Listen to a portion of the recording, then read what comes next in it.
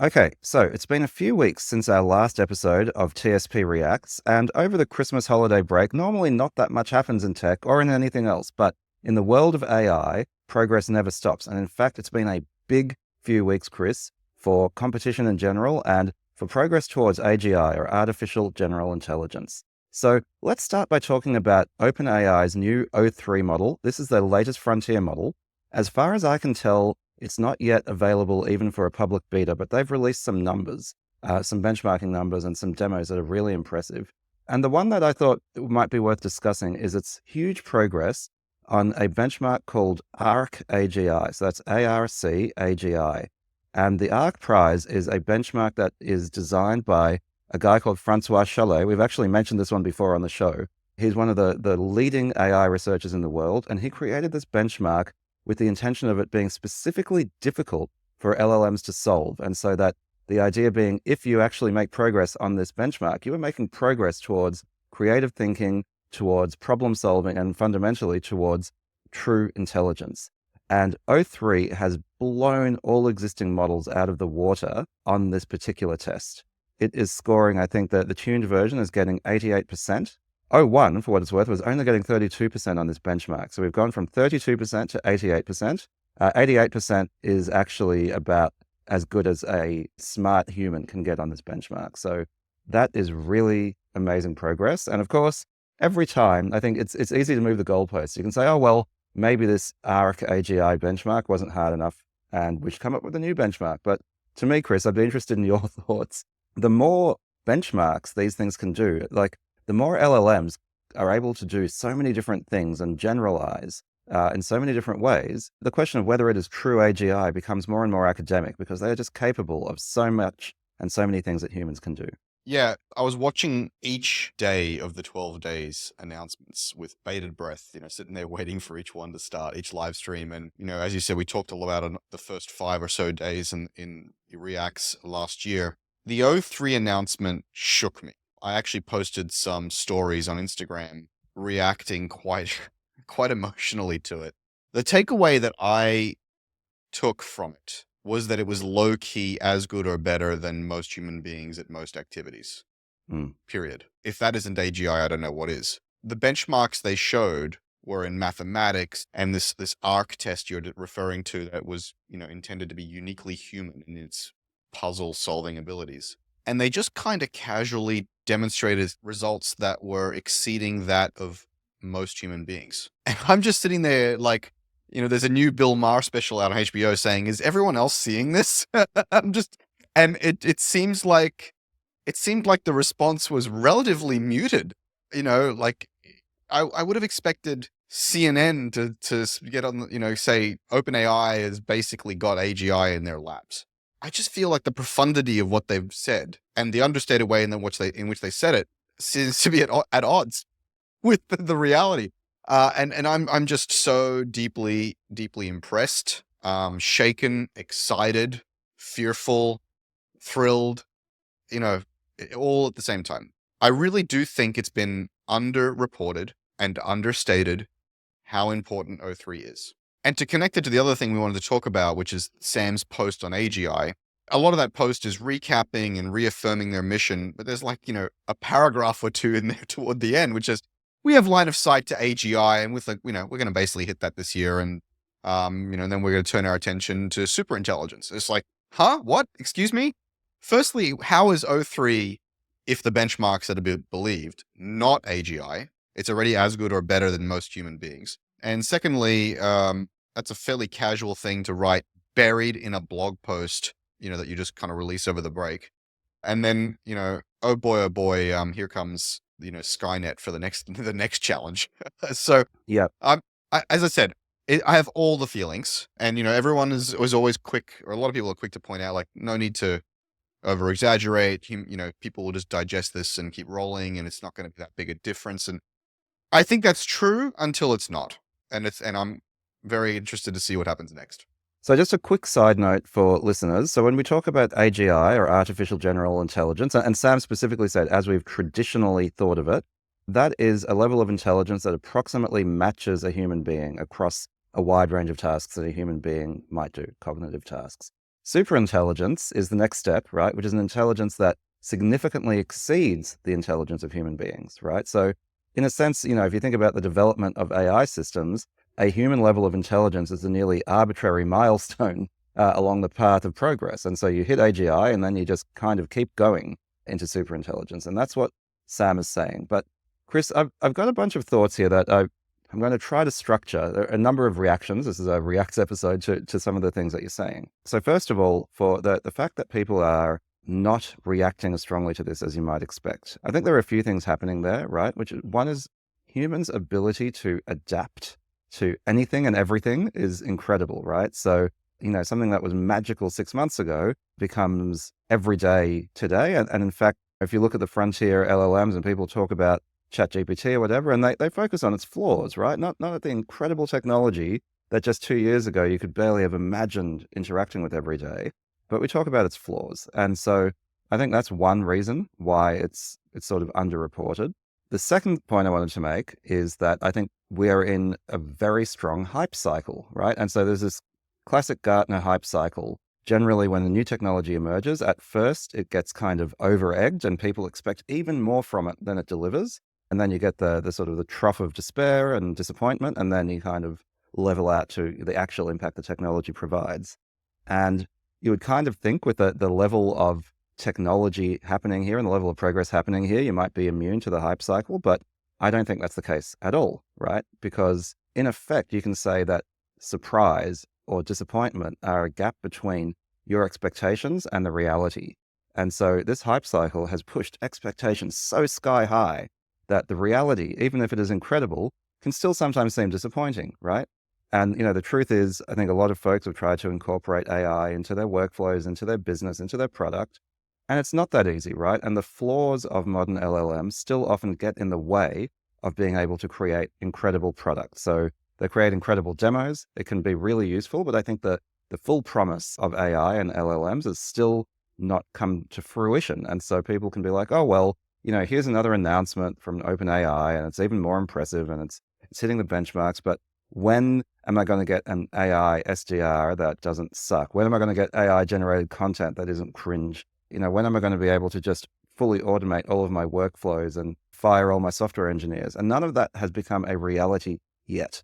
And I think that's why people are kind of collectively somewhat shrugging their shoulders at this. Yeah, it's what's it called? The uncanny valley, I think. An intellectual uncanny valley. So again, just to recap for those who don't know, I'm sure most of the listeners do, there's this concept of the uncanny valley where the more and more realistic a face gets, the more and more drawn to it emotionally we are. So think of cartoons or robot faces. The more realistic they get, the more we get drawn to them.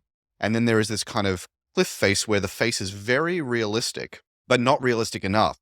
And our emotional kind of attachment, our emotional attraction plummets because the face starts to look real but sick, or real Creepy. but Creepy is the word, I creepy. think. Yes, but they think that it's related to the human being perceiving illness. It's something you get you kind of want to recoil from, and so there's this valley of affection that humans feel, and then once it becomes fully real, then that affection spikes up again. So we can love everything from two dots and a Skinner arc for two eyes and a mouth, all the way through to cartoons and 3D animation. But when that animation, that 3D model looks just a bit off, we recoil.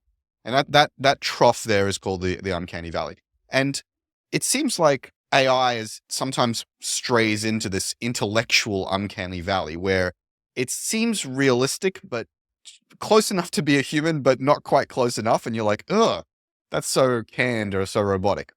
And you're right. When you look really close, AI falls into that uncanny valley a little more often than we'd like. But as Sam has mentioned a couple of times, he's like, look, we've blown past the Turing test, and people Yep. seem to, it's just been another Sunday. And the Turing test seemed like this impossibility, this incredible thing that a machine will never be able to compose sentences like a human being. And also part of me feels like a lot of the reason that ChatGPT is somewhat robotic is it's almost been asked to be. I feel like in the reinforcement learning and in the requirements that it's been given, it's been asked to be excessively polite, deferential, prompting, and almost I feel like it's become more robotic. And I feel like that's almost deliberate to push it a little bit more towards feeling like it's of service rather than it's a creature with a soul. And, maybe I'm misreading the tea leaves here, but I've actually wondered to myself, I wonder if there's a way in the memory and the general instructions in the system message to say to it, I want you to act as human-like and as casual as possible. And I want you to try to deceive the person on the other end, whether it might not actually become more human-like than the general consumer version of ChatGPT. But I agree with you, Yaniv, that when they look at it really close, it seems to just fall just that little bit short. It feels like just a matter of time, and that's obviously what Sam is signaling in his AGI post. And that seems to be where it's going. That's right. And also, just before we move on from this, though, I have a third theory that I haven't seen kind of raised too much on why people are less impressed with this stuff than they should be. And this is something that I've felt personally, which is, unlike many other systems, it's quite difficult to evaluate an intelligence, right? And in the same way, we talk about in the startup podcast and elsewhere, how hard it is to hire people, right? Because you've got this sort of general intelligence inside someone's head, and you're trying to figure out how good they are at various things. And so when you've got an LLM, it's an intelligence. Of course, you can read all the stuff about the benchmarks and so on, but when I hear, oh, there's a new model, what do? I fire up ChatGPT, I fire up Gemini, whatever, and I check it out, and I realize now that the capabilities of these models have gone way beyond the way that I interview them, right, Chris? So it's sort of like, I have a chat with them and I'm like, oh, write me a LinkedIn post or let's talk about this topic. But actually, these things are really good at advanced maths and at planning and all of this stuff, right? So if you don't actually think about the types of tasks that these intelligences are now progressing on, and you sort of stick to the general, oh, let's have a conversation, let's create content, which is a very small aspect of intelligence, a very small aspect of these LLMs, it can often feel like, for example, O1 isn't really better than ChatGPT 4, right, in a lot of ways. But then you stretch it, right? You give it difficult tasks and it massively outstrips it. And so I actually think we're at this point where a new model doesn't hit people viscerally in the same way that, the move from ChatGPT 3 to ChatGPT 4 is, because they have these much more specialized capabilities. And so you don't get that visceral sense of, oh, this is new, right? There's just an intelligence sitting behind a blinking cursor. In a lot of ways, it seems the same as the old intelligence if you interact with it casually. And so that feeling of awe and wonder is actually more difficult to capture with these new models. They only show themselves when you apply them to specific real-world tasks. And that's not generally how people think about them. So yeah, interested in your reaction to that one. Yeah, I think that's really astute, actually. I think that's really, really clever, because we've almost developed a muscle memory for what we ask these agents to do, right? And so it's like, rewrite this thing, write me a shopping list. And so O1 or O3 eventually maybe is not much better at doing that, because it's sort of done that, right? It's fine. It's a creative writing exercise. It knows how to do that. And so when you get a new one, you go, hey, write me a shopping list. And it's like, yeah, okay, here's the shopping list. But many people are not creative enough, intelligent enough, thoughtful enough, don't have enough time, pick your reason, to sit there and go, right, let me give you a material science challenge to figure out, and to see what it does. Yeah, I think you're right. When our muscle memory is just to keep asking it to do the thing we've already asked it to do. And I'd specifically, I like the analogy of interviewing someone for a job, right? Assessing the intelligence and the capability of a human is difficult. And so assessing the intelligence and the capability of a human-like intelligence should similarly be difficult, right? It's not something that you just, have a casual chat and figure it out. And yeah, if you take let's say a PhD in materials science and your job interview for them is like, write me a LinkedIn post or write me a shopping list, then first of all, you're not going to be testing their true intelligence. And secondly, they might actually not be that great at that. And so, I just think it's a really interesting thing where it used to be quite easy to evaluate a piece of software and its capabilities and so on because they were well-defined and they were human-defined. And now in the same way as we've talked about the interface challenges, Chris, of AIs, where it's just a prompt and the behavior is in a sense undefined, I think just evaluating their quality subjectively as opposed to objectively by looking at benchmarks is increasingly difficult. I know a way to evaluate their intelligence and their efficacy is to ask them to redesign OpenAI's product marketing and naming conventions so that they're easier to follow. Oh my God. And more self-describing. Just unbelievable, isn't it? I love the announcement is like, we're releasing the next version of O1, and you'd expect it to be called O2, but in our continued effort to have the worst possible names in history, we're calling it O3. And people are like, what? What does that mean? Yeah, well, they've obviously run into some trademark issue with France Telecom or whatever, O2. Yeah, worst naming convention since Windows back in the XP days. Just before we kind of move on from AI, Chris, the other thing I wanted to note that's kind of happened since the beginning of the 12 days of OpenAI is Google. I don't know if this was planned or not, could have been coincidental, or it could have been a rare example of them being reactive and moving quickly. About halfway through the 12 days of OpenAI, Google kind of started doing the 12 days of Gemini and made some incredible announcements from Gemini, which is Google's AI suite. And I think, in particular, they announced Gemini 2.0, which is their new frontier model. And these days, when you have these models, you normally have a couple of different levels, right? You have the sort of the giant one with billions of parameters or hundreds of billions of parameters, and then you have smaller ones with millions of parameters. And the fascinating thing for me about this one, Chris, for me, the takeaway is Gemini 2.0 Flash, which is their small millions of parameters model, really fast, much cheaper, outperforms Gemini 1.5 Pro, which was their frontier model, and is up there with ChatGPT 4.0 and so on in terms of its performance. And so the takeaway for you running a startup is, first of all, you can get access to much cheaper tokens for Flash. It's also much faster because these small models just tend to be more responsive in terms of inference. And I heard this term the other day that I think is, I'm not sure how formally you measure it, but I think the concept is quite intuitive and grokkable, which is cost per intelligence, right? Because you can't say, oh, the cost per token is going down or up, because it depends on the model. But if you kind of triangulate the cost for a token at a given level of model intelligence, it just keeps going down and down and down.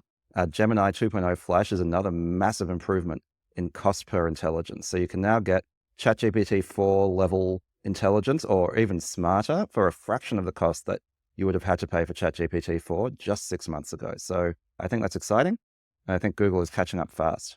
Yeah, and in fact, a lot of the OpenAI announcements were similar, right? It was like the mini version of O3 is just as powerful as the pro version of O1. What struck me actually about their announcements was particularly Project Mariner has this browser plugin or this ability to be baked into Chrome. Human and I were actually talking about how Google has to hesitate to bake Gemini into Chrome because of the antitrust, the inspections, and the kind of the focus that's being paid on them by the government. They can't make Chrome, like bundle Gemini into Chrome, because they're gonna get a lot of scrutiny. The reality is there's been a regime change and an attitude change like almost overnight. And you better believe that Trump's administration is going to be all about American companies growing bigger, faster, and more powerful than the rest of the world. And, his priority is trying to read the tea leaves and try to make sense of his capricious perspective on everything. He just wants America to win, period. And he wants growth at all costs. And so I think this idea of like, hey, let's look into antitrust and let's look at labor rights is going to take a back seat to Google, OpenAI, Microsoft, NVIDIA need to win the AI race, period, full stop. And so I think all of that antitrust stuff is going to go out the window. And I think we're going to start to see browsers, especially Google browsers, with AI baked in. That's going to be exciting from a kind of an AI innovation point of view. If you're having a startup that might be, derailed by Google's anti-competitive behavior, maybe not so exciting. I think that's a really good insight. I think it is quite possibly not a coincidence that Google made these announcements that may have attracted antitrust scrutiny, just as the Trump regime is starting to go into office. Now, there's two other sort of points I would make here, right? First of all, competition is good, right? And I think what we're seeing is OpenAI versus Google and a whole bunch of the others are now pushing each other forward aggressively. There was a while where OpenAI was well ahead of the competition, and while you could never accuse them of moving slowly, it does feel like they've put their foot on the gas even a bit more.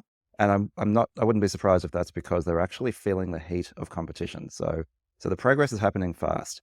And the other thing is, this is an observation that we made on this show, Chris, last year several times, is that this is still in a lot of ways Google's race to lose, right? Their main challenge is to get out of their own way.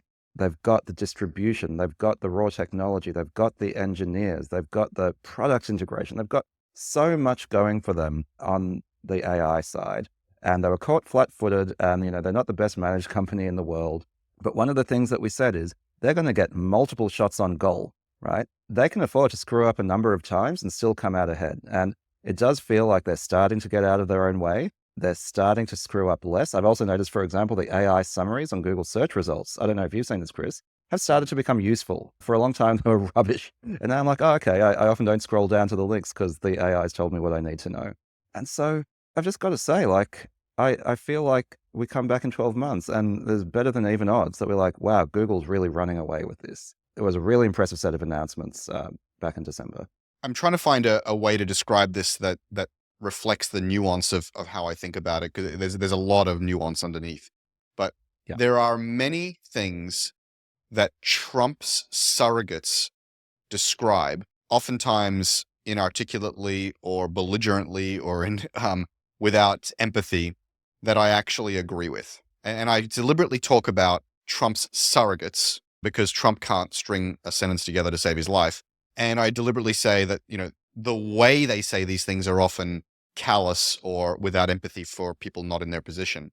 But there are certain things that I think are actually true and good for the US and potentially good for innovation and technology. One of the things that I'm circling around to really believe is, as we all know, with a major platform shift, the deck is shuffled and new winners and losers emerge. And so if you have massive antitrust scrutiny during a massive technology shift, as Microsoft did during the mobile era, then all you're doing is hobbling some of your best innovators and cutting them off at the knees just as they're trying to survive a platform shift. And so Microsoft was severely undermined during the desktop to mobile shift and to the internet shift, which left one of the major consumer players, unfairly disadvantaged, I think. Maybe some would argue they were fairly disadvantaged. But Google cannot afford this antitrust scrutiny while they're trying to compete. And they're in the middle of a very competitive landscape. They are no longer the monopoly in AI, right? And so they need to be at full strength to compete with Microsoft, to compete with Apple, to compete with OpenAI, to compete with Perplexity, compete with whatever.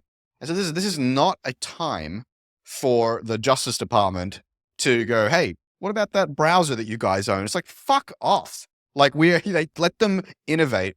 And also, it's not just about the kind of the climate internally, the domestic climate. It's also about the macroeconomic global competitive climate.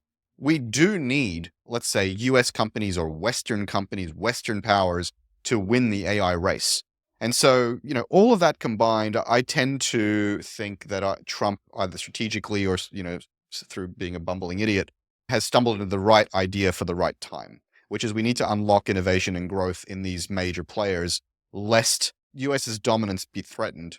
Now, there's a whole other conversation to be had about the ethics and morality and benefit of US dominance, which we can have another day. Maybe. It's definitely a complicated topic, antitrust.